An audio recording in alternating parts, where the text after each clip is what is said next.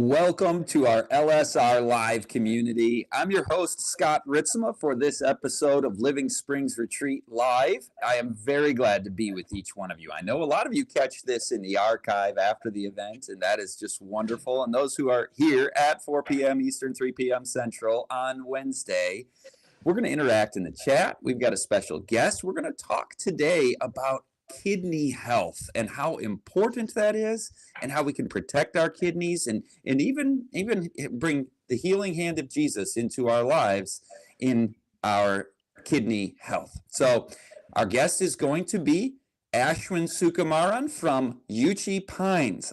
He'll tell you more about what is C.H.E.A.P Pines. That's going to be a very special treat because it's close to my family's heart. We've become good friends with Ashwin and with C.H.E.A.P Pines. But first things first, we've got a big event coming up. Living Springs, when we talk about Living Springs Retreat Live, like this is a live, event on the cyber platform. But this is an in-person event that's coming up. We're talking February 4th through 8th. You can register at that QR code right there. I believe that's the QR code that takes you to the live in-person registration. There's another QR code that will come up, I believe, shortly that will take you to the virtual registration. And what's so special about this event? Well, you see it on the screen. Everybody's friend of LSR, Barbara O'Neill, will be our special featured speaker again. But this time it's not at the Living Springs Retreat campus. It's in an off-site place that can accommodate a larger number of people to register and come and meet Barbara and meet the whole LSR team. And we're going to have a great time together. And those who can't come to Ringgold, Georgia in person to be a part of the Barbara O'Neill seminar, New Year, New You, do register for the virtual event because then you can be a part of it. There's going to be Q&A every day. There's the online one. You can participate in the Q&A remotely from the other side of the world. Just like you do during LSR Live, like this episode. So, by the way, you can start loading up your questions about kidney stuff in the chat right now. But also, what makes this all possible, I've got to hold these in my hand once again. And I want to give you guys a really strong disclaimer on that one, the sinus.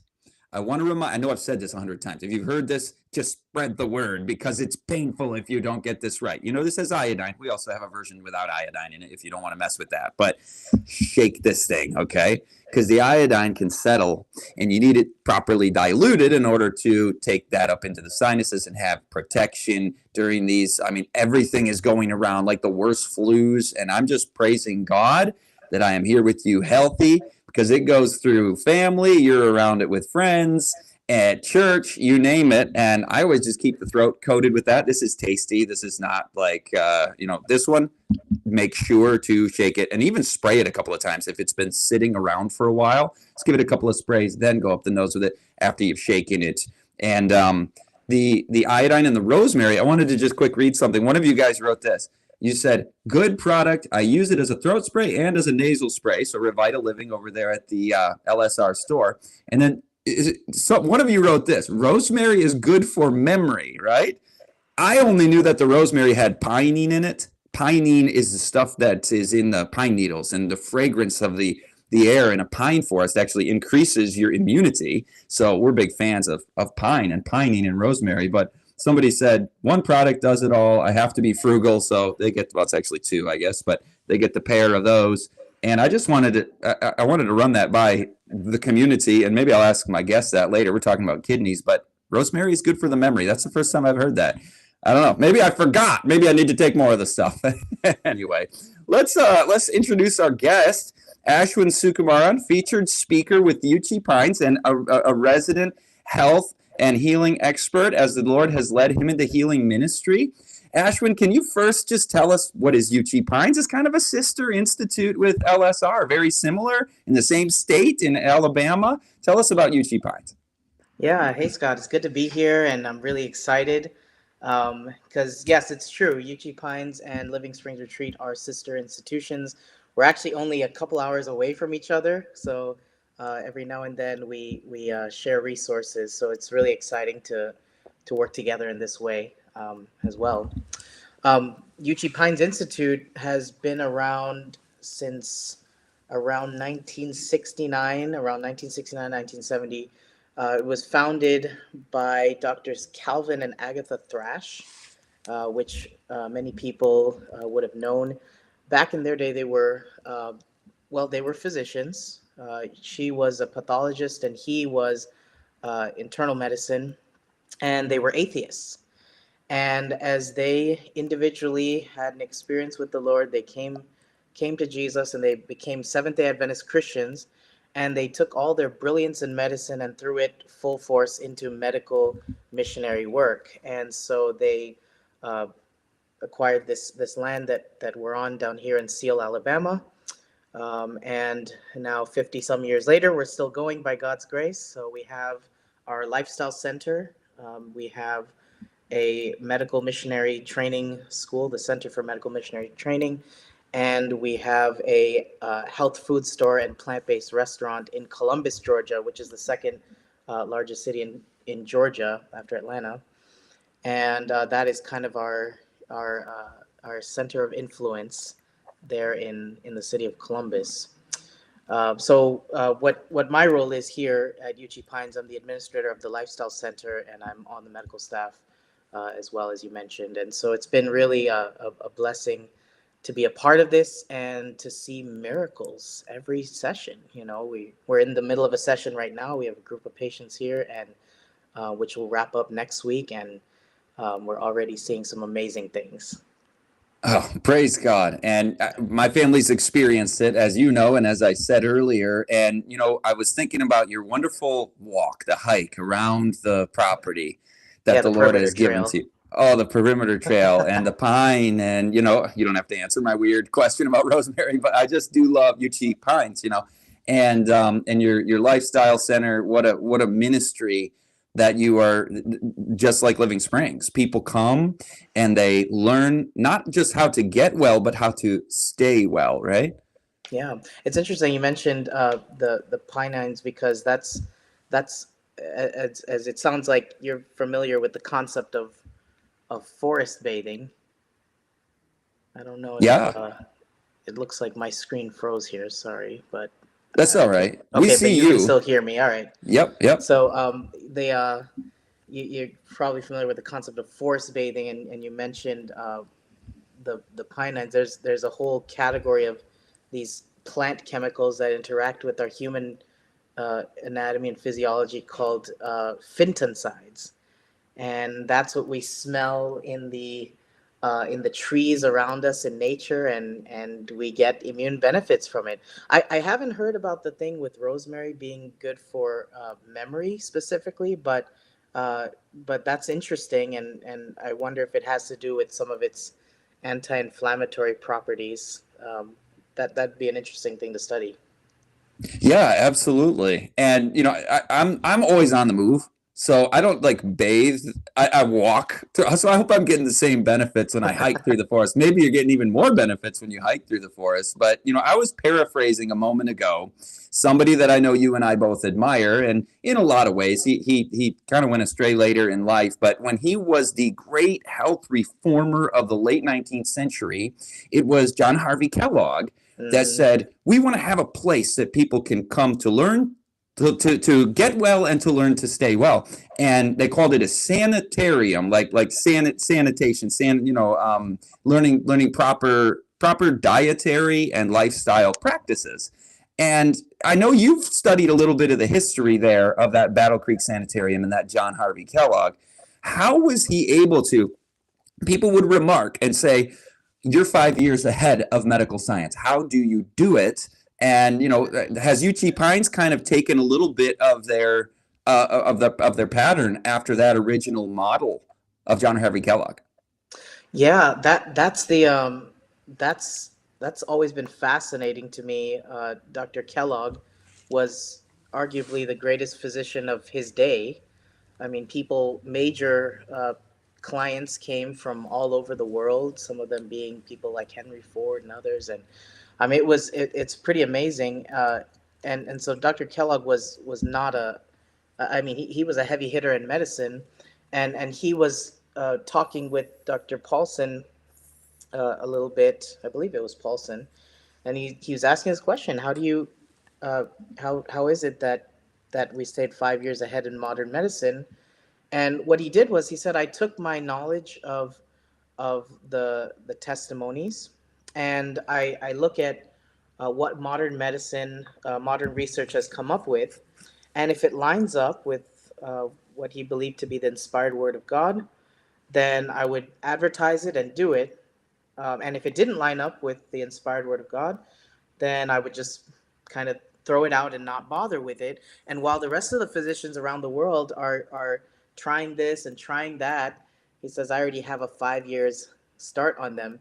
And it's interesting because a lot of the stuff that he was doing are things that are still very relevant today. I mean, Kellogg was always trying all kinds of things, but the foundational things was lifestyle medicine essentially.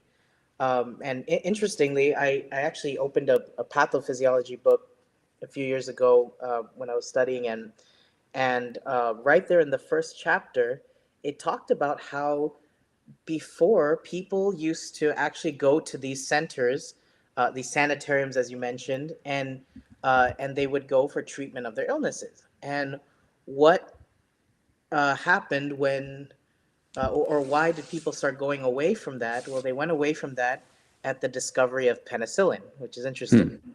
And so, so in line with, and you're absolutely right. It's unfortunate that Dr. Kellogg kind of went away from the truth at some point, but he did have his peak of his medical career, and we kind of follow that same pattern of saying, you know what, let's look at what science has to offer.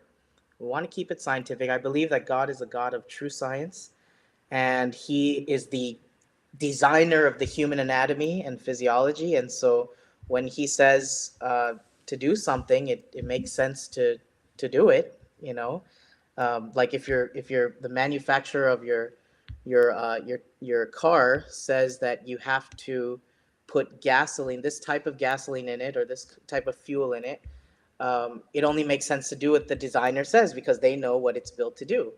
And so I kind of see it the same way. And at UG Pines, we've been trying to follow that model of you know. Oh, we just lost him, didn't we, Jeremy? Boy, following true science and making sure that it is always consistent with God's word. I'm guessing and assuming that was the wrapping up thought there. We'll confirm that when we get Ashwin back. Oh, we got him back. All right. You said following true science and making. Right. So we want to follow true science, and we want to follow the word of God, So finding out what does God think is best, and whenever God says it's best, there's science for it. And oftentimes God has revealed things even way ahead of medicine discovering that it's true. In the 1800s, there were doctors prescribing strychnine and arsenic, and encouraging people to smoke and drink, and and uh, and the Lord revealed that those things are not best. And now, of course, we have the science behind that, right? So Mm-hmm. I learned through this experience that it's always good to trust in the Lord, and I'm excited to live in this time where we have lots of research, and we can we can follow it, and see good results. Yeah, absolutely. When they start saying things that are contrary to the consensus of the science, meaning a group of people who kind of are an echo chamber, that's not actual science, right? Science is a Right. method by which you validate a hypothesis or invalidate a hypothesis at least, and you pursue truth through observation and through testing. So that's actual science. But when a Kellogg comes out, or an Agatha Thrash, or somebody who is cutting edge with actual the latest reality that we're discovering on how to treat disease, prevent disease, the mainstream often ridicules them, right? Right. You're a quack, this is crazy. But if those people are Bible based, then it's going to be validated. And then that's how Kellogg was 5 years ahead of his time, right? I mean, that's Yep. amazing. And God's Absolutely. word is really vindicated in that regard. And Kellogg was a Seventh-day Adventist Christian, like you guys at UT Pines, right? Right. So when you mentioned the testimonies, there were actual visions that were given in that community, in that movement, through a servant of the Lord named Ellen G. White. She would go into vision and see these things and then communicate them. And then all of a sudden, this all the science people are like, Kellogg, you're listening to this lady who's having visions. And then how do you do it? How do you stay 5 years ahead of time? He's like, well, I base it on the Bible, and these visions are helpful. And by the way, if that's the first time folks have heard that, you would of course not get into some sort of unbiblical narrative or unscientific narrative. If somebody comes like, I've seen something, I got a word from the Lord, and that can get out of hand and get crazy. So always be skeptical with that, but test the spirits and see if they are of the Lord. Send me That's an right. email. I'll send you videos on Bible prophecy, including the prophetic gift in the Church of God in the last days. ScottRitzema@gmail.com. As always, if you're interested in Bible topics, but we're talking kidney topics today, right? So, can you give us a little intro to? I mean, maybe some listeners don't know what the kidneys do. Tell us about the urinary system and one of these wonderful. We're so fearfully and wonderfully made. God gave us waste removal and cleansing systems and detoxing systems. So, introduce us to the urinary system and the kidneys, and then we'll discuss how to keep them healthy after that. Awesome. Yeah. Well, what we're gonna probably get into more is the aspect of chronic kidney disease. That's the one that's really prevalent. Matter of fact, it's a progressive condition that affects around 10% of the general global population. So that's a lot of people that are affected Wow. by chronic kidney disease. And it's one of the leading causes of mortality worldwide. And it's one of a small number of non communicable diseases that have shown an increase in associated deaths over the past 20 years. So this is a big issue. And we want to, we just want to help people to become aware that there are ways to help, right? And in a non-toxic, simple, natural way. So first of all, the urinary tract, and I'm not a nephrologist or anything like that, but this is just regular clinical anatomy and physiology that you can read about and understand for yourself. We want to keep it simple. That's my policy. So we have the kidneys, right? What are your kidneys? Your kidneys are these two bean-shaped organs about the size of the fist. They're located just below the rib cage, one on each side of your spine, so it's more towards your back. And healthy kidneys filter about half a cup of uh, blood every minute, and the whole purpose of the kidneys is to remove wastes and extra water and to make urine. So it's filtering your blood and helping to regulate different things, right? So you have your kidneys up here, and actually it's interesting. A lot of your organs are about the size of your fist. Even your stomach is about the size of your fist. And when you eat and you're full, it's about the size of two fists, right? So if you look at the plate and look at your fist, you have an idea of how much needs to go in, right? So your the blood is filtered there, and it goes.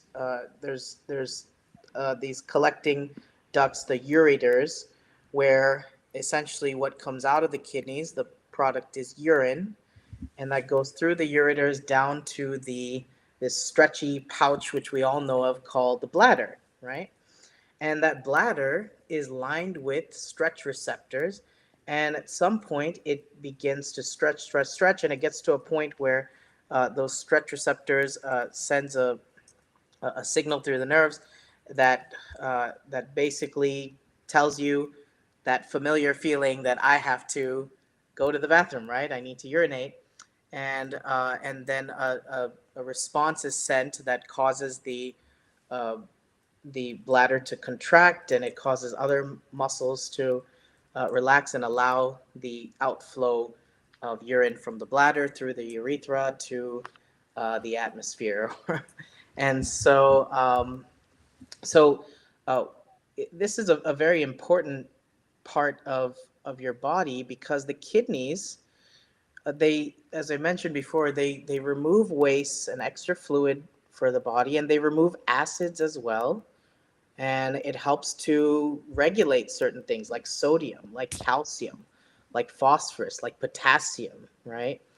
And without the balance of these things, your cells may not work properly. Like, I mean, if your potassium goes too high, it will kill you. Your heart will stop, right? So your kidneys are constantly regulating these things for you so that you can have a pretty normal function.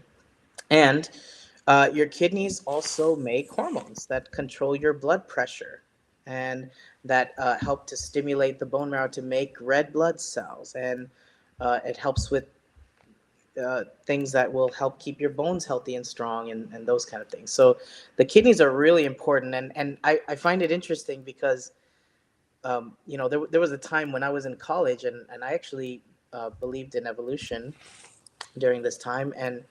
And it was actually the more that I studied the health sciences that I became more and more convinced that it was impossible for humans to have evolved.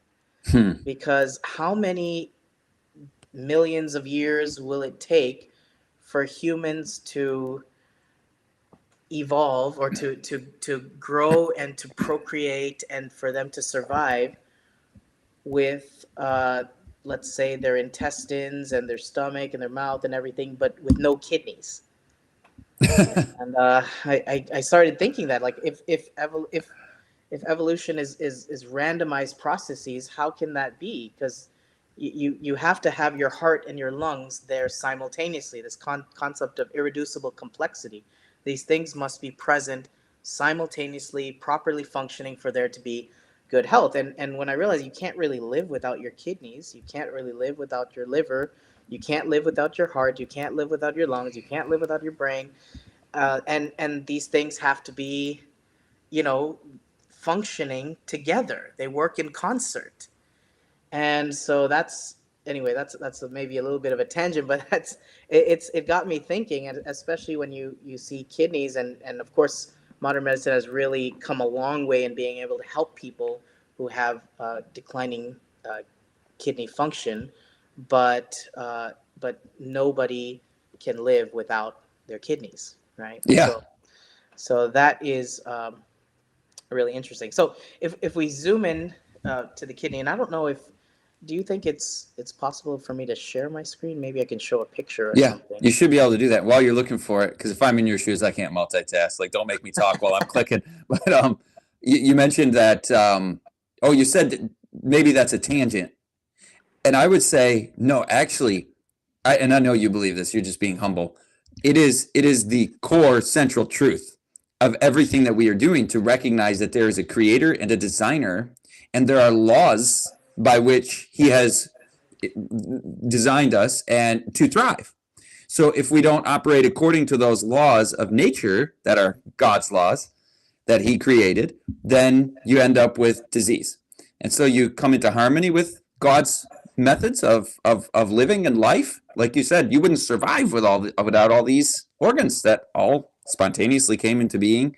So I think we do have your slide. Oh, maybe not. Yeah, But I was. okay, let me throw out another stat if you want to keep working on it. No, I You go mentioned ahead, but I'm not going to 10%. share it. So go ahead. Okay, okay. Well, yeah, I want to hear more from you, but just quick stat. 15% of Americans have kidney disease. I just learned.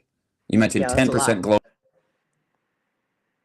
globally. It's even worse in America. So are these is this another lifestyle disease like heart disease and diabetes and all this and the way we're eating? And I want to hear from you how do you talk to people about kidney disease in your ministry? Yeah, absolutely. So if we look at the kidneys themselves, right? So you have blood that flows, your heart pumps, and you have your arteries that come out, branch off of your aorta, and you have unfiltered blood that goes to your kidneys, right? So the artery goes to your kidney, and it branches off into smaller and smaller and smaller arteries, and it reaches these tiny little uh, filtering units, right? So it reaches the nephrons, right? And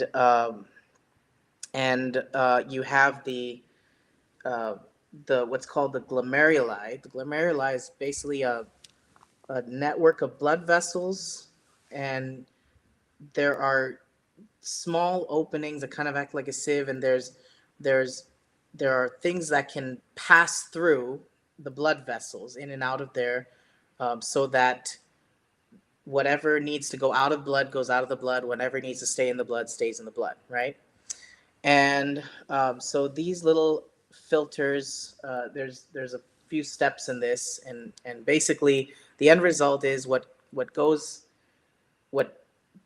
through, passes through these blood vessels, ends up in what's called the tubules, and then it goes into the ureters, right? And the filtered blood returns back into your general circulation through uh, the renal vein, right?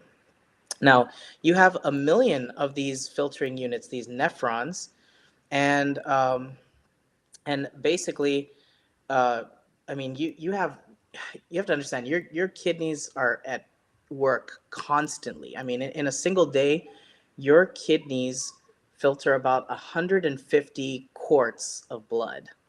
That's a lot, right? I mean, here Mm-hmm. I'll show you my. This is my water bottle, one of them anyway. So this is my water bottle. This is only 4 quarts. This is a gallon, and if you think about it, your kidneys are filtering day and night, and it filters about 150 quarts, and only 1 or 2 quarts becomes urine, more or less, depending on if it's a child or whatever, right? Um, and so anything that compromises this process of the blood going in and being filtered on this tiny microvascular level, anything that compromises the kidney's ability to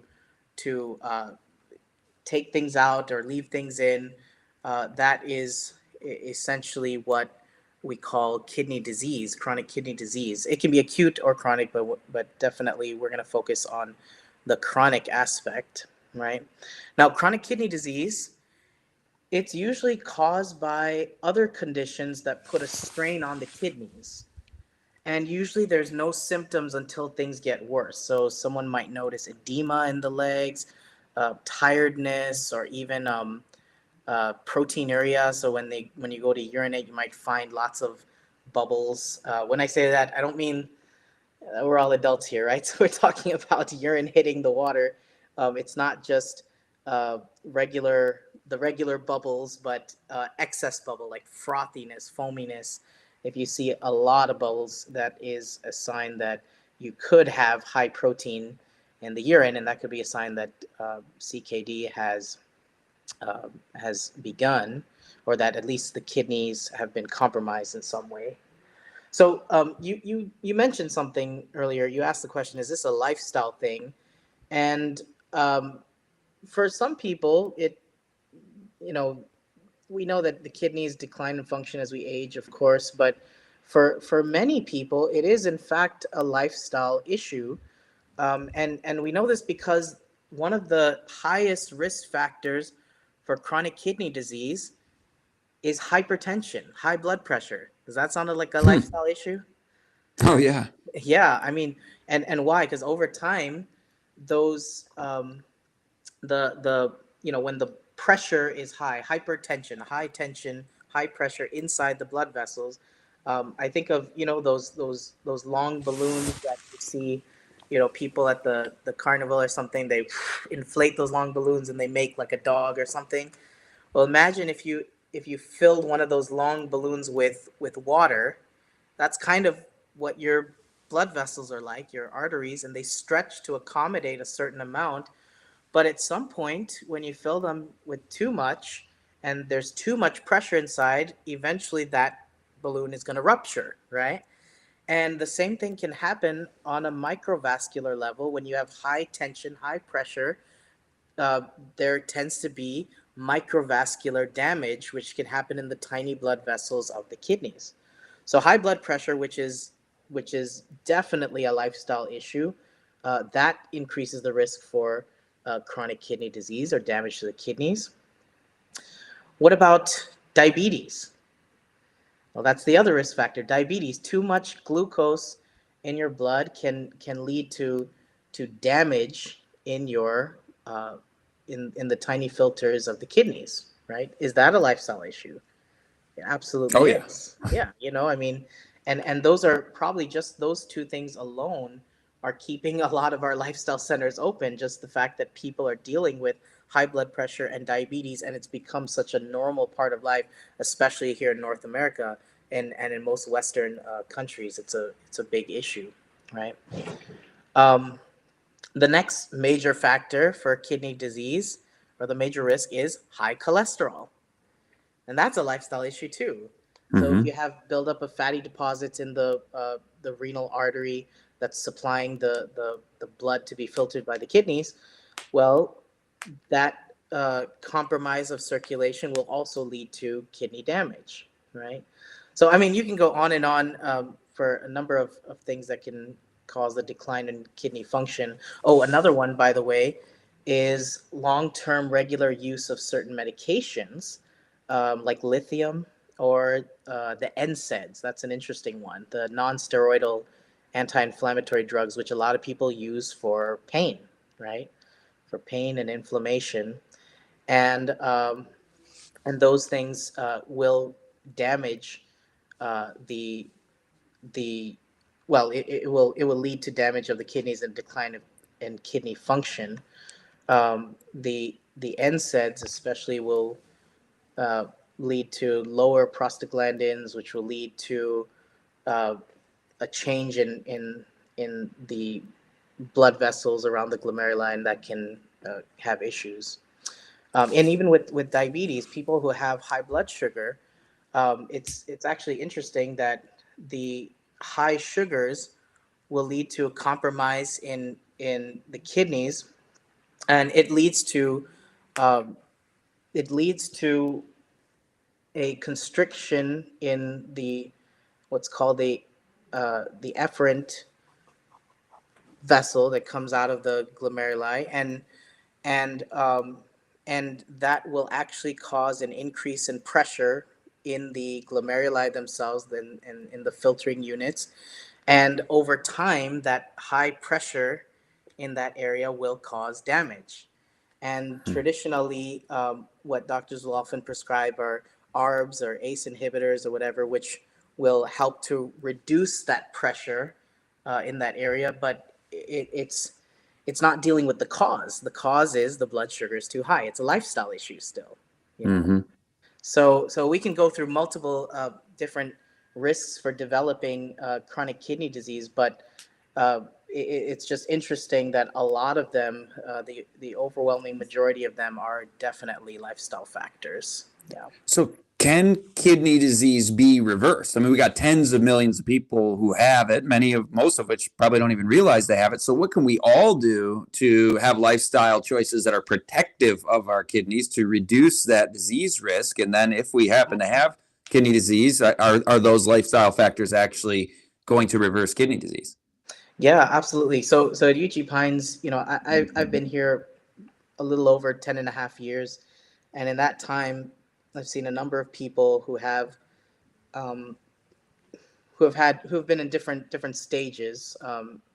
And matter of fact, let me just explain the staging real quick when it comes to kidney disease, and I'll answer that question. Um, so stage one is when you have kidney damage with normal or increased GFR. What is GFR? GFR stands for glomerular filtration rate. So it's the rate at which your kidneys are filtering the blood and making urine, right? And the higher the number, the better. So there are a few blood tests that you want to look for: the BUN, blood urea nitrogen, which is a waste product; your creatinine, which is a byproduct of the breakdown of protein, and that's probably the most important uh, lab value to look at. And then there's that calculation of the GFR that's based on the creatinine. So, like I said, the higher the GFR, the better. The lower the GFR, the more, well, it indicates that the kidneys are more compromised, right? So stage two, where the GFR is in the 60s to 80s. Stage 3, 3A, is 45 to 59. Stage 3B is 30 to 44. Stage 4 is 15 to 29. And if it drops below 15, then that's considered stage 5, and stage 5 is considered kidney failure. So all the stages prior to that are not considered failure. It's considered, kidney disease for sure, with from mild to severe reduction in GFR. And so a lot of people will have stage 1 or stage 2 and be completely normal. The issue is they're probably not hydrating well, or there's some, lifestyle factor that could be adjusted. Um, Over my time at UG Pines, I've seen stage 3 completely reverse. And this is just an anecdote. I'm Wow. not claiming anything here, but just sharing some of our observations. We've seen stage 3 completely reverse. We've seen stage 4 improve into stage 3. So that's, that was a good improvement.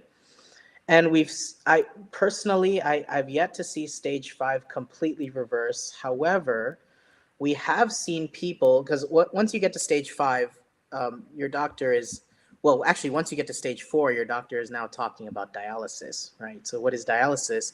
It's basically replacing the function of the kidney with a machine. So blood goes out, it filters it and brings it back in, and it is a very annoying process. The person has to go and sit there for hours, and sometimes they have to do it 3-4 times a week, depending on how bad things are. And so we've seen people with stage 5 who are on dialysis, and after going through our program here, after they were doing dialysis maybe 3 times a week, and then they were able to back off of the frequency of dialysis to do it maybe once every week or once every other week. So that's a tremendous improvement. Mm-hmm. We've also had a number of people who came with stage 5, and I wish they would have come. I wish many of them would have come sooner, before it had gotten this bad, because they probably would have had a better chance of recovering. But we've seen people with stage 5 who have not started dialysis yet, but who went onto the program, and they basically delayed it for much longer than it would have if they did anything else. And if they went on to dialysis, it was very infrequent. It wasn't, like, it wasn't multiple times a week. It was maybe once every other week or something. So either way, I say that going through some of the things we're going to talk about is beneficial. It's Mm-hmm. beneficial either way.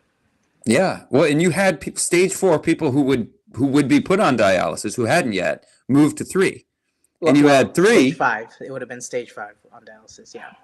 Well, did you also say that they will put you on dialysis at 4? No, no. So Okay. at stage 4, they will be prepping you for Oh, dialysis, I got basically, you. because I they're got you. anticipating the decline to stage 5. I should have been more clear So, with that. well, what I was getting at is at the stage that they are going to their doctor having the dialysis conversation, you're expecting the degradation, and we're prepping it. At that Basically. very stage, 4, you're seeing somebody reverse to 3. Yeah. That Yeah. shows what God's methods offer to this world, Yeah. where we just, it's inevitable. You're going to drop to 5, and we're going to go through the routine and cut and paste that protocol. And we're just going, let's rethink this. And you guys have done that. And I know you didn't reinvent the wheel here. This has been something that's been ongoing in the lifestyle medicine community. It's the fastest growing area of medicine right now for a reason, right? So Yes. you guys have Absolutely. been at that. I mean, you were definitely ahead of the curve. 1969. That's amazing. So you said we're going to talk about some things. I want to hear about what are these lifestyle factors that you guys are applying, and you're doing it in a short period of time, right? If Relatively, somebody yeah. was to apply what they're doing with you for 9 months, what kind of results are you going to see? You're going to see astounding results over a longer period of time, right? So tell us Absolutely. about some of those. I'm really curious to hear what you say about diet, because you mentioned some of the protein excesses, and I'm thinking, okay, does that mean too much protein, consumption of animal flesh? Is that going to be a higher risk factor for kidney disease? But then you also mentioned glucose in the blood, and are people going to say, well, then you shouldn't be eating the carbs and the sweet fruit, and that's a risk for kidney disease? So I'm baiting you to go on to the diet debate wars that go on between those who want the low carb and those who promote more of a whole plant food, experience like LSR and I believe UG Pines. But I'll let you speak to that and others, not just diets. It's got to be the whole picture, doesn't it? Yeah, absolutely. And there's a there's a tendency and a temptation to go into extremes, when you're dealing with a very challenging um, health concern, and we want big results, and so we tend to lean towards extremes. But a lot of it is actually very simple. It does take a little tailoring, but it's very doable that anyone can do at home. You don't necessarily have to go to a lifestyle center to implement some of these things. That's the nice thing. Now, many times, the main diet that people would recommend for kidney disease, and I'm not a dietitian or anything, but many would probably agree that they tend to recommend uh, a low protein diet. Nothing wrong with that. A low potassium diet, a low phosphorus diet. So these are things that are in the conversation when it comes to kidney disease. And that's interesting because what we promote is the plant-based diet, which is naturally high in potassium. So, so how do we reconcile that? How can we recommend something that is actually high potassium and could be problematic for kidney disease? Well, let's look at it. So, for as far as nutrition, okay, so something we have to note is that some of the hallmarks of uh, kidney disease is scar tissue formation. So you have the initial injury to the kidneys. There's microvascular damage. There's all kinds of things going on, and what comes after that is inflammation and scar tissue formation, and that's a major hallmark of chronic kidney disease.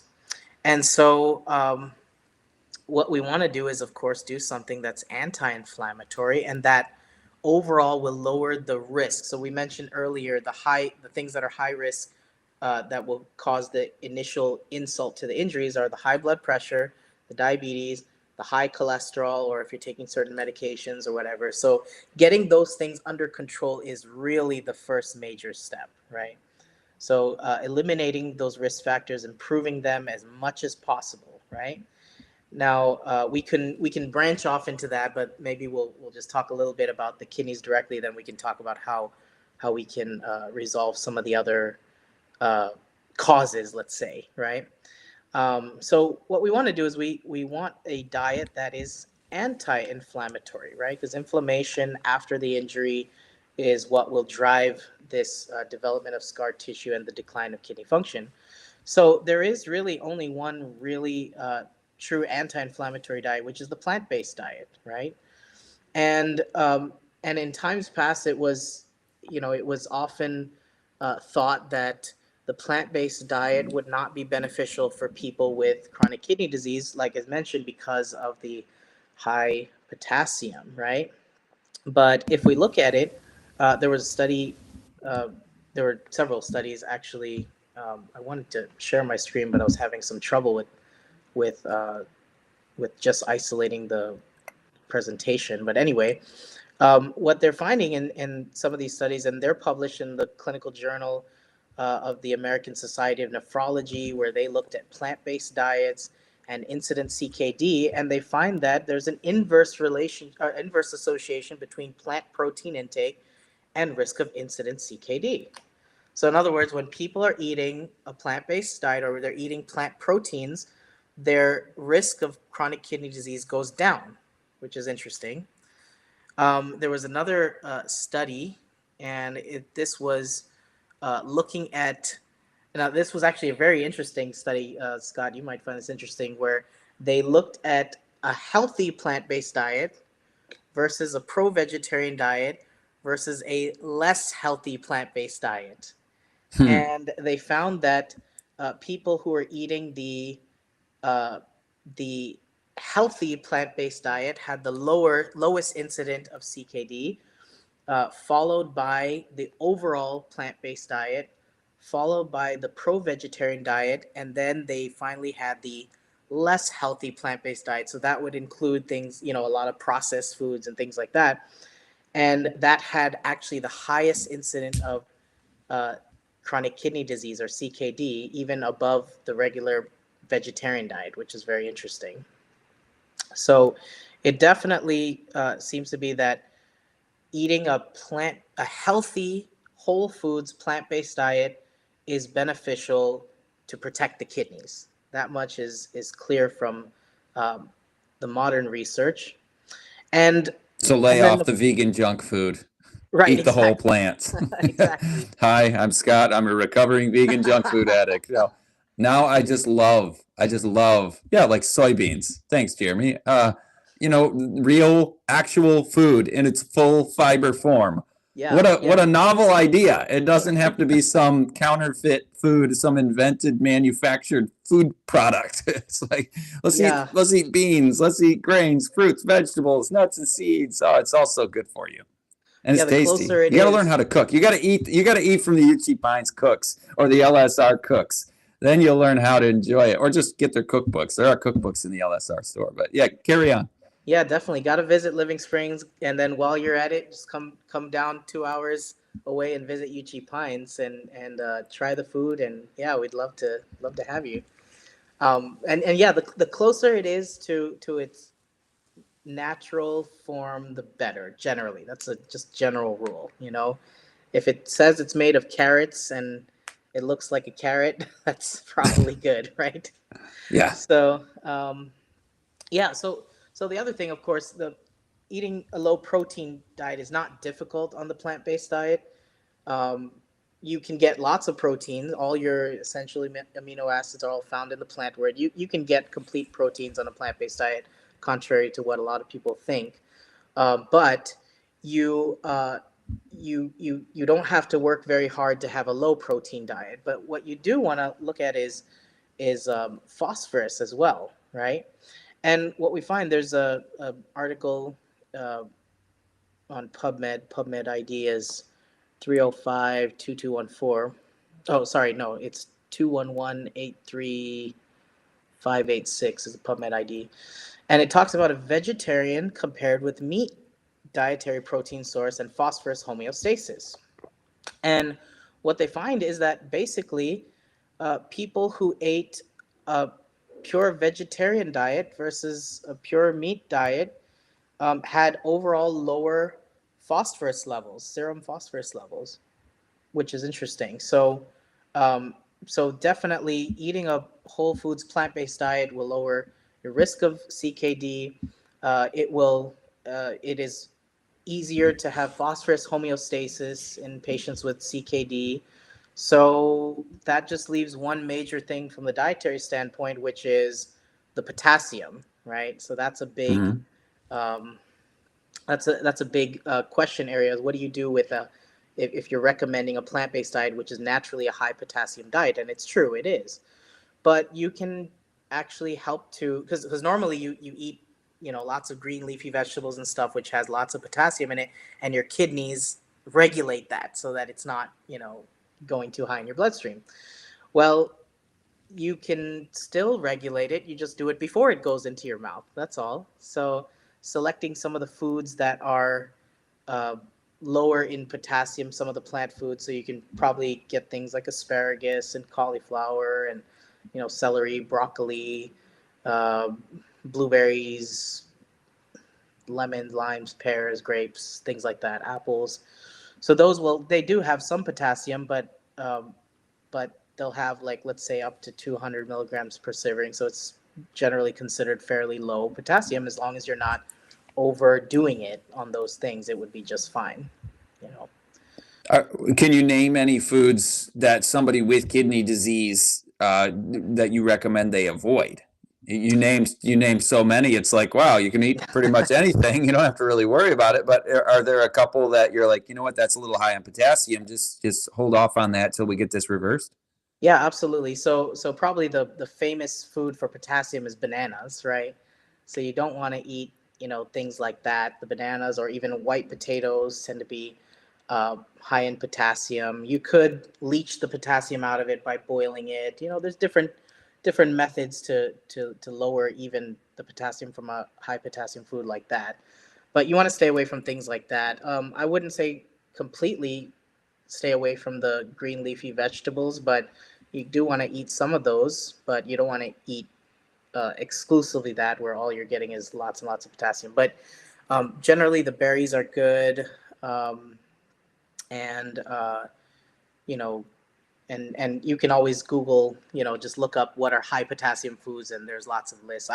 The list that I was just sharing from was something that uh, one of the one of my colleagues who worked at the Mayo Clinic had shared with me. So those are some of the uh, good foods there that you could eat. Well, that's great. And you're saying this just to those with kidney disease. It's not like most listeners are going to now lay off of the bananas, but Right. if you're in that situation for a time, but there's more than just diet, right? I mean, I don't mean to cut you off if you have more to say about diet, but you mentioned earlier people are just underhydrated sometimes, and that's showing up in their chart in their lab blood work, their labs as their kidneys aren't liking that situation too much.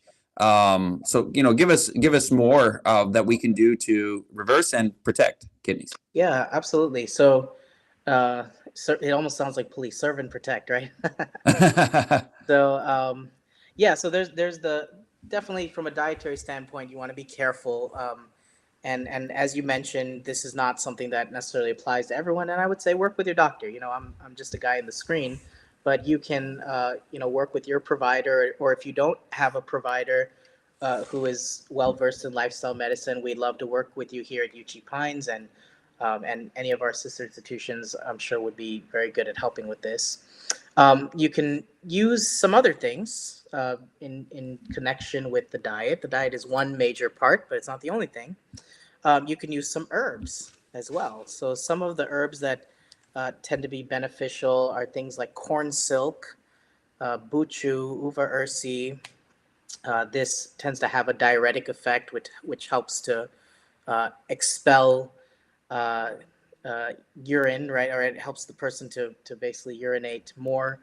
Um, there's also a supplement called berberine, which you can find in barberry, and berberine is interesting because um, it's actually been studied for diabetes, and they found that it's even comparable to metformin, which is a very commonly prescribed anti-diabetes medication. And but they tried looking at berberine for kidney disease, and they find that berberine actually ameliorates chronic kidney disease by inhibiting the production of some of the gut-derived uremic toxins. So, in other words, there's some of the bacteria that produce certain products, and what berberine does is it helps with reducing those toxins that would be in the gut. So berberine seems to help um, with chronic kidney disease, especially.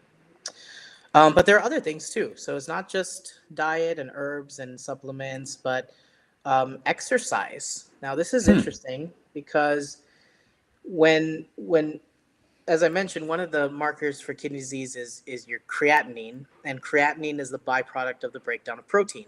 So some guys who are like out there pumping iron and stuff like that, you're going to be breaking down protein. So there's always this question of should I exercise? Is it safe to exercise when you have kidney disease? Um, there was an article published in 2019. Exercise therapy improves GFR and reduces blood pressure and BMI in non-dialysis CKD patients. And they did this meta-analysis, and they found that exercise therapy actually helps by modifying lipid metabolism. So in other words, it will help with lowering fats, and that will overall help improve kidney function and BMI as well. So, and this was, by the way, in patients with stage 3 and stage 4 of CKD. So this is moderate to severe kidney disease was helped by actually just doing exercise, right? And we're not talking about very intense, but just moderate exercise, right? So something like walking, brisk walking, things like that is very beneficial. You mentioned water intake. Here's another article from NIH. Well, it was published on PubMed.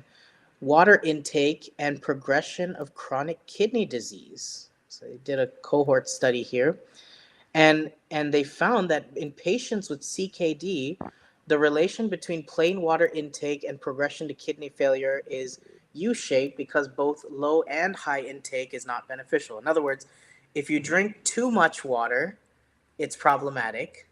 But if you don't drink enough water, it's problematic, right? So I don't know if you notice this, but there's this underlying theme of temperance Mm-hmm. that's underscoring this whole thing, Avoiding and extremes.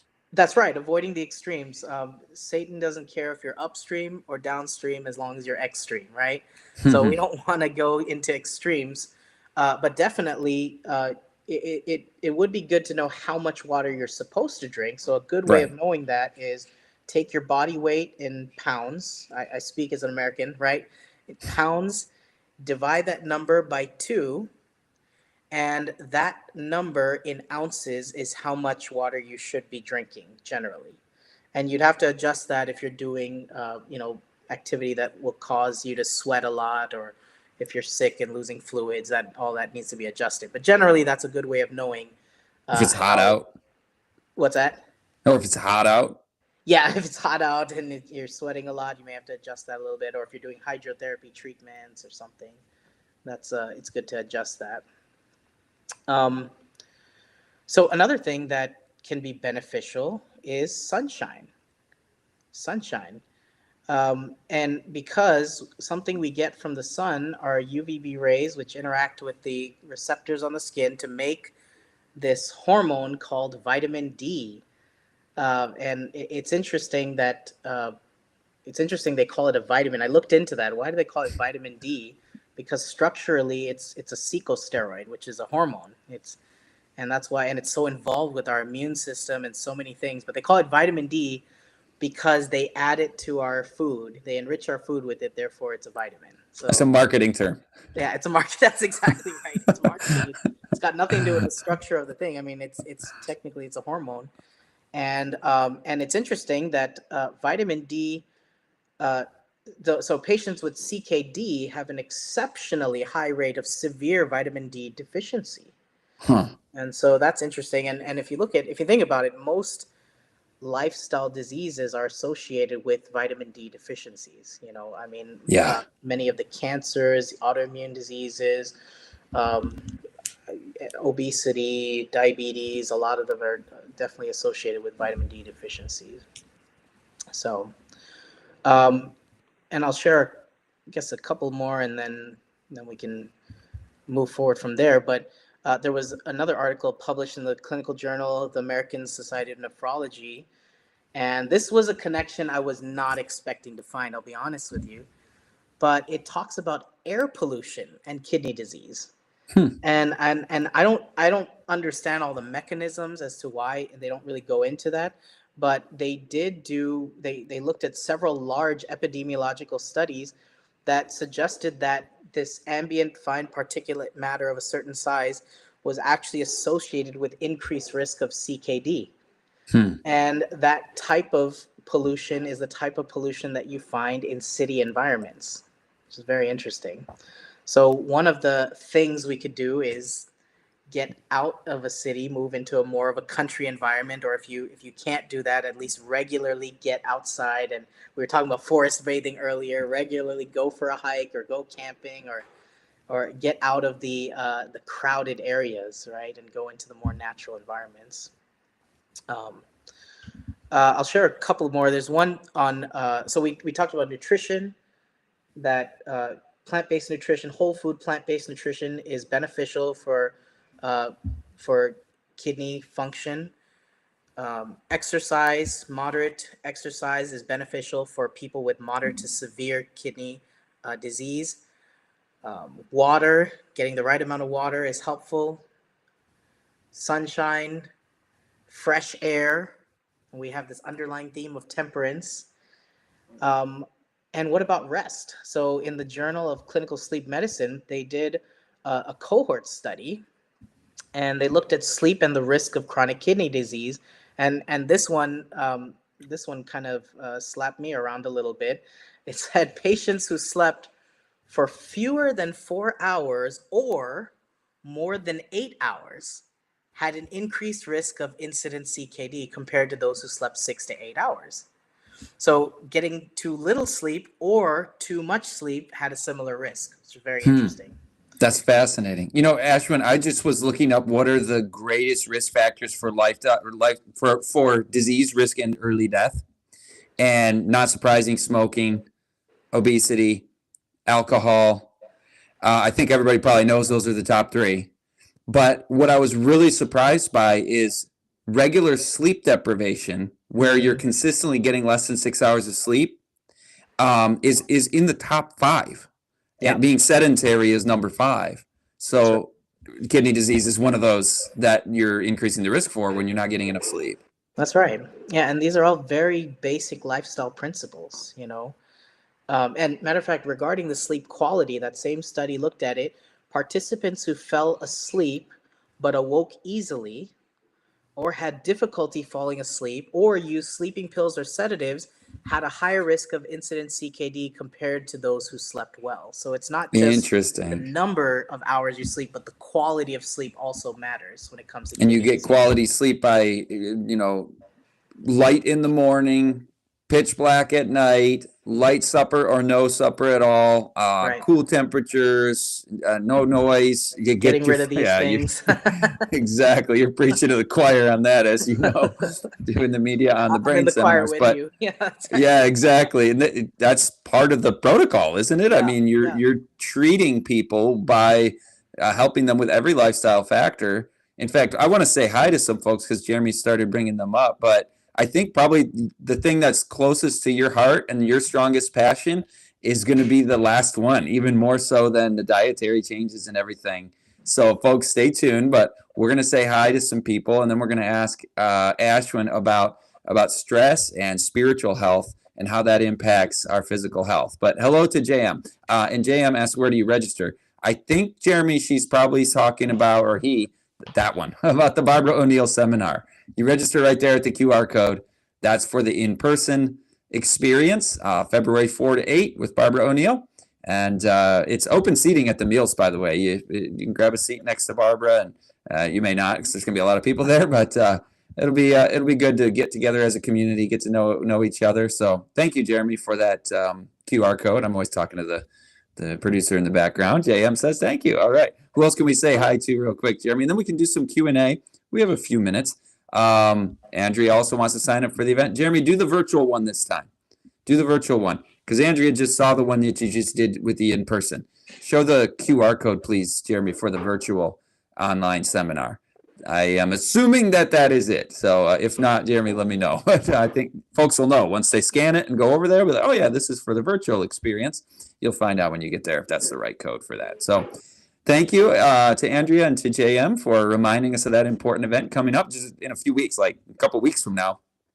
Eve says, yes, rosemary is excellent for memory recall. It's excellent to use for studying if you smell it prior to learning something. And then also when you're trying to retrieve that information, it helps. Fascinating. I might start applying that one in my homeschool, see if it helps. Kawenda says, hello, Kawenda J from Hogansville, Georgia. What is the name of the plant-based restaurant in Columbus? Ashwin, what is the name of that? It's called Country Life, health food store and plant-based restaurant. But you can just type in Country Life, Columbus, Georgia. It'll come up. It's on Eberhart Avenue, right across from the Aflac building. I've eaten there. It's good. Yeah, Who's it next, is. Jeremy? Seeker of Truth questions. I recently read while doing research that low progesterone could be a contributing factor to anxiety. So we're off the kidney topic here, but I know that you guys, I know, Ashwin, this is literally what I was about to take you to. So why don't you talk about stress, anxiety, some of those mental health things, spiritual health things. How do you help people with anxiety, depression, and so on? And then talk about how that relates to physical health and kidney disease. All right. Yeah. Excellent. So, um, really, one of the other articles I was going to mention is there's an article published in PubMed again called "Stress and the Kidney," and they looked at the effects of stress on the kidneys, and it can stress in fact can lead to CKD, and often it's through mechanisms involving hypertension and diabetes, but and because of the sympathetic nervous system that responds. When we're stressed, our blood pressure goes up, our blood sugar goes up. There is even this thing called stress hypercholesterolemia, where your body produces more cholesterol in response to stress. Your inflammatory markers go up. Stress really does have a big impact on our health. And I saw a while ago you had Mark Sandoval on here. I'm sure you probably touched on some of the mind things as well. He's a good friend of mine, and there's one thing we know in medicine, that stress makes things worse. Generally. Um, Matter of fact, there's um, there's an article that talks about the uh, the effects of acute versus chronic stress on the immune system. And acute stress tends to actually stimulate the immune system, help in a good way. Like exercise, for example, is an acute form of stress in a good way. Mhm. But chronic stress, according to this article, actually dysregulates the innate and adaptive immune responses. It changes the cytokine balance and suppresses immunity by decreasing the leukocyte number, the white cell count.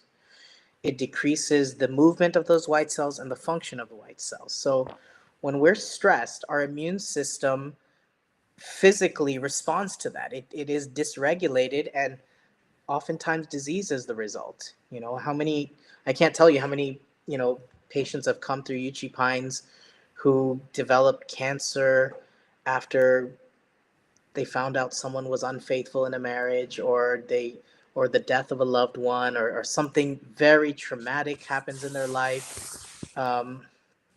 Others who have various autoimmune conditions that have some extremely stressful, tragic things in their history as well. And I'm not saying that's a rule for everyone, but so please don't misunderstand what I'm saying. But it definitely is an interesting observation, where a lot of people who develop chronic inflammatory conditions often have a very serious stressor attached to it. Um, and and these white cells, by the way, which are malfunctioning, or not doing their job as they should, some people estimate, now this is slightly off topic, we mentioned cancer. uh, some estimate that often, uh, many people develop a cancer cell or so in their lifetime. It's estimated that like at least 40 or something percent. I gotta check that number, but so don't quote me on that. But there's some percentage of that they think that people will develop a cancer cell at some point in their lifetime, and and the immune system keeps it in check, so we never see it, develop into the full blown disease. And so when someone is having a really stressful situation, and the immune system is now dysregulated and it's weakened, anything could happen. People tend to get sick. They Not just with like cancer, but I mean, you can see someone as simple as something like a cold sore. You've seen, someone with a cold sore, it comes out when they're stressed, and the immune system is at a weak point. So I thought about this, and where do the immune cells come from in the body? Well, the immune cells, your white blood cells, are made in your bone marrow of your long bones. So in your femur, and um, and other places, wherever you have that squishy bone marrow, that's where your red cells and platelets and your white cells are produced. You just made me think of a Bible verse. I'm not stealing your thunder. I'm gonna zip it. All right, all right. Well, I mean, you could say it if you want. It comes from Proverbs. A merry heart doeth good like a medicine, but a broken spirit drieth up the That's bones. it. That's it. God knows what He's talking about. You know, so you can see somebody who has truly been in a stressful situation, and what causes those stressful situations. A lot of times, and this brings me to my last point on the kidney disease subject, which is trust in God as a remedy. Because oftentimes we are stressed because of something that we can't control. The Bible tells in Philippians 4:6, be careful or be anxious for nothing, but in everything by prayer and supplication with thanksgiving, let your requests be made known unto God, right? And then it says, and the peace of God, which passes all understanding, shall keep your hearts and minds through Christ Jesus. That's a supernatural peace. We've been talking about natural remedies. Well, this is a supernatural remedy, if you will. And it's a peace that comes when the average person would not have peace. And the only way you can have that is because we're not trusting in ourselves. We're trusting in someone higher than ourselves, right? Who has the power over our circumstances. And I love the fact that God will never betray your confidence. When you come to him, um, you know, Jesus said, if any man who comes to me, I will no wise cast out, right? Oh, amen. So, everyone who came to Jesus was helped if they let him, you know? And so many times we're struggling with things and we feel the burden of it because we can't control it. But what if God had the control over it, and he had your best interest in mind, and he welcomes us to place it in his hands, believing that he can do better for that situation than we would be able to do if we could control it. Oh, You know, Ashwin, that is so good. That was the most important part of this live stream. I'm maybe I'm cutting you off, but I'm just like, that's it. You just made me feel, or the Spirit of God just made me feel like I do when I read Steps to Christ. amen. The best-selling Christian devotional book ever. It's the second best-selling Christian nonfiction book ever. Oh Send me yeah, an email. I'm going to get you that book. I actually just recorded videos of me just reading that text, and that's it.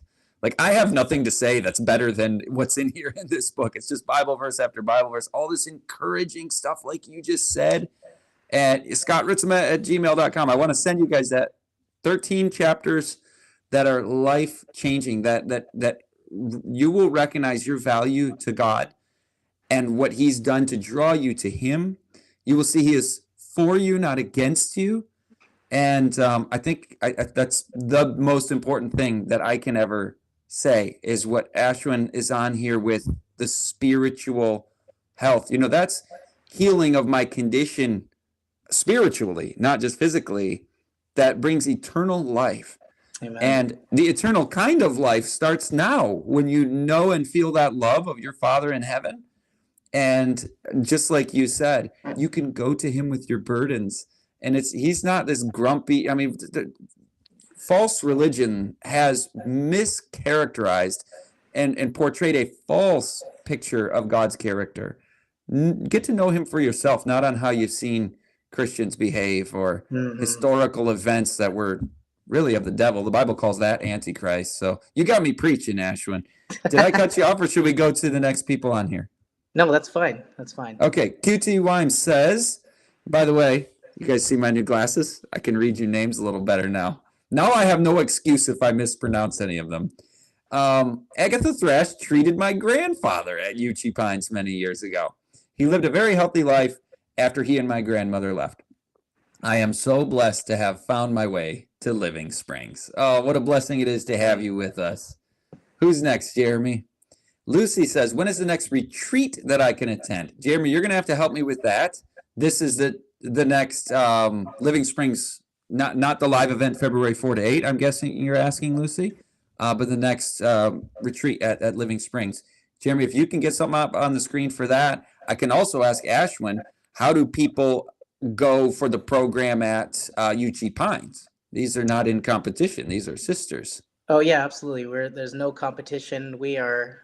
I am thrilled to recommend Living Springs. Matter of fact, we as I mentioned earlier, we send our staff there all the time to help out. I sent my little sister there to help out recently. So yeah, it's a good place to be. Have I need to visit myself to see the folks there, but it's definitely a blessing. And if anyone's interested in coming to UG Pines, you can go to ugpines.org. I see that Jeremy's got the QR code there. You can go to UG Pines, UCHEEPINES.org. If you're interested in coming for a lifestyle session, we do have medical providers on our staff. We can do blood work on site, and usually our sessions are about 17 days long. So you come in at the beginning, we do a little welcome meeting. You get your blood work, history and physical, meet the doctor, and all that stuff in the beginning. And then you get a lifestyle counselor assigned to you who walks you through the program. So we'll help you with fulfilling whatever the doctor's recommending as far as the diet or exercise or herbs or supplements or whatever. There's educational classes during the day, disease talks, cooking classes, stress management classes, and so forth. Um, and then in the afternoon, various treatments depending on the prescription. And we do blood work at the end, and we're just excited to see what God is doing. So we'd love to work with you, or there's someone who you know who could benefit from coming through. We'd love to work with you, whether it's here or whether it's Living Springs. I believe that the Spirit of God is in the business of working in both places. Absolutely. Well, we got 5 minutes. We can take a couple more shout outs there to Gratitude, who sends shalom, and we appreciate that. And back to you. We like your name. See, that's the opposite of stress, is gratitude. You replace the fear with praise of what the gift of life God has given to you. Jeremy, who else do we want to say hi to or answer any questions? I missed the start. Is Ashwin allopathic trained? Yeah, what's your background? What got you into this natural approach?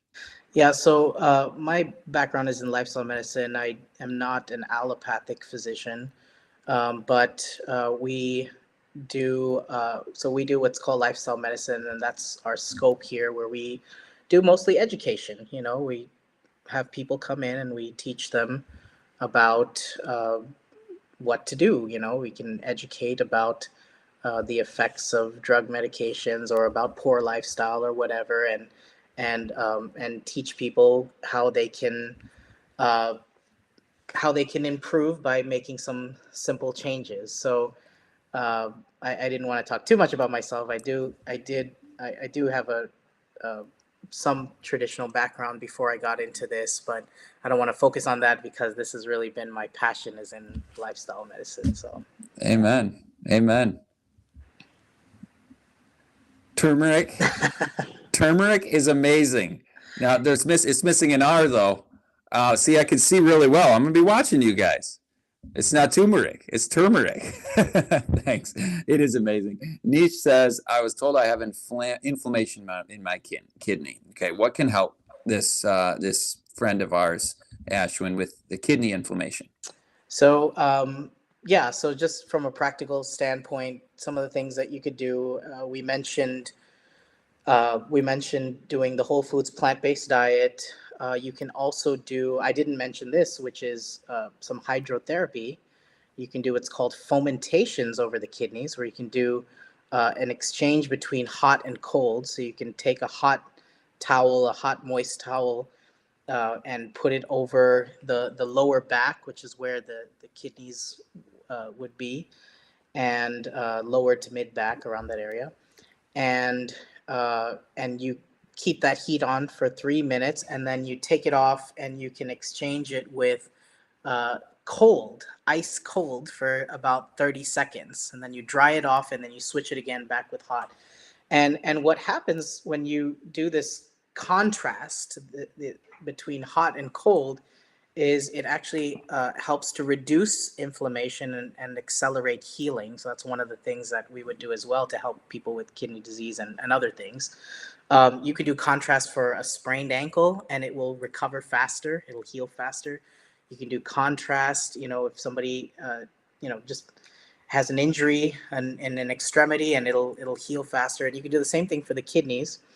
You can do hot and cold, and it will accelerate the healing, and reduce the inflammation. You can also take anti-inflammatories. Someone said turmeric is awesome. Well, it really does help. You can use turmeric, you can use garlic, chia seeds, flax seeds. These are anti-inflammatory things that one could take internally. Also, other anti-inflammatory herbs are ginger, feverfew, Um, yeah, though I would say some others like white willow bark, but I wouldn't recommend that for in the context of kidney disease, especially because that has a similar mechanism as aspirin, and that can actually compromise the kidneys.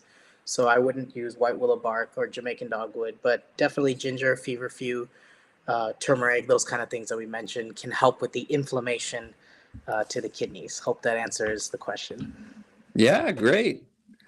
How about one more, Jeremy? Tom Smith says, Chuck, get your adrenal function checked. It's attached to your kidneys, controls fight or flight response. So if kidneys help regulate heart rate, could be a hot mess waiting to happen. Ashwin, do you have a comment on that? It sounds like someone was talking to Chuck. They were having an internal discussion, but Yeah. yeah, Oh. yeah, I don't know. It definitely would help to get some labs done to know if it really is an adrenal issue or something else. Sometimes we can jump to conclusions. But the fight or flight response is definitely a stress response. So getting the stress under control, maybe taking a neutral bath or a hot bath, doing some deep breathing exercises.